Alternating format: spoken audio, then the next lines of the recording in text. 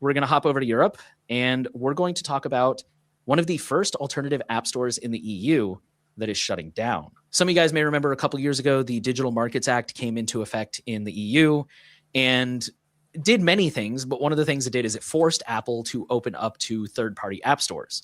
One of them, the SetApp Mobile, is now shutting down. It first launched in September of 2024, and it says that it offered dozens of apps across categories like productivity, finance, video, creativity, and more. This was a $9.99 monthly subscription, provided the Apple ID was associated with an EU member state. That was one of their malicious compliance things, is this is only effective if you're in the EU.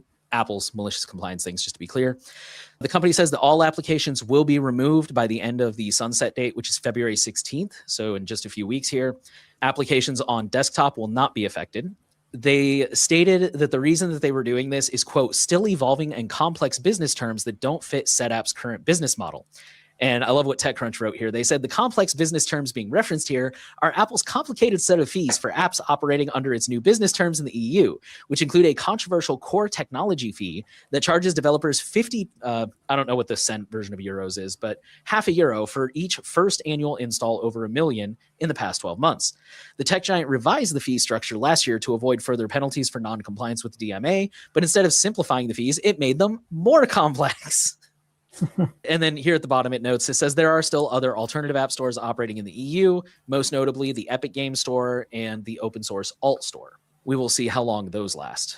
Yeah, I mean, Apple really came under a lot of fire for this, rightfully so, in my opinion, because, yeah, they really went out of their way to be as obnoxious as possible. And thankfully, the EU did call them out the first time that they did it. And they're like, no, you're technically complying, but you're making it so ridiculously hard that nobody's going to do it.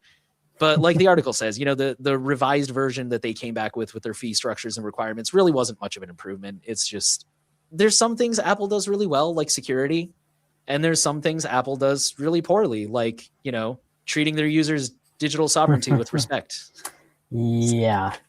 I'm surprised. I missed this article this week, so I'm just finding out this right now as well. I'm surprised SetApp was the app store in question, because they have been pretty successful, I think, on the Mac side of things for a while. The idea behind a lot of what SetApp does is basically they have like one subscription service, and then it comes with a bunch of different apps that you would normally pay one time for or whatever. And it's an interesting model that you don't really see on mobile a lot right now, outside of maybe some games like an Apple Arcade or whatever. But it's an interesting concept, but I think it does show that like the iOS ecosystem is just much more restrictive than Mac OS. And hopefully Apple doesn't bring Mac OS down with them. But yeah, the requirements that Apple has for these alternative app stores in the EU is extremely onerous, and it's crazy that Apple continues to restrict this only to the EU and hasn't expanded this to other regions where people would want access to alternative app stores. It's just ridiculous. It kind of related to this. I just saw somebody posting on social media about how they were banned from the Apple developer platform because they were using their developer certificate to sideload like just apps, like open source apps from GitHub or whatever, for 90 days instead of the 7 you usually get when you sideload with just a free personal certificate. But apparently even that was Apple took action against their account and stopped them from doing that, which is ridiculous. Like this war on on installing your own software or whatever you want to do with your own devices that Apple is waging is crazy to me.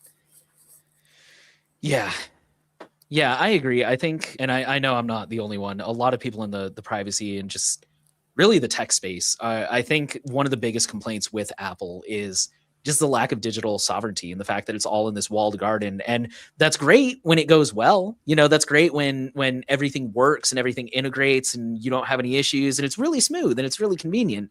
But then, like you were saying, when somebody gets banned for something, and I will give Apple credit that the few times I've had to deal with their customer support, they've been fantastic, but you never know. Like, what was it? Google had a case where, long story short, there was a guy, he was under his doctor's supervision because this was during COVID, I believe. He was taking pictures of his son's rash for medical reasons.